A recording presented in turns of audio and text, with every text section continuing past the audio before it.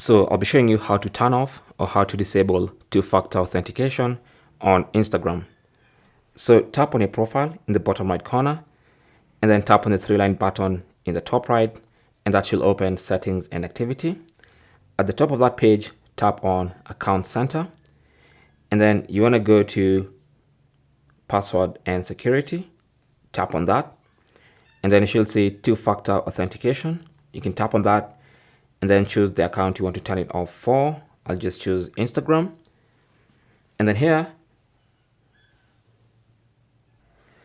choose your two-factor authentication method. Mine is WhatsApp, so I'll just choose this SMS or WhatsApp function.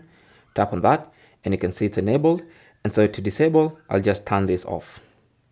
Now it says turn off two-factor authentication. I'll confirm by tapping on turn off. And that's it.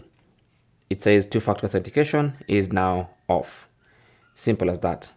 So now you can hit the back button, and that is basically how to turn off or how to disable two-factor authentication on your Instagram account.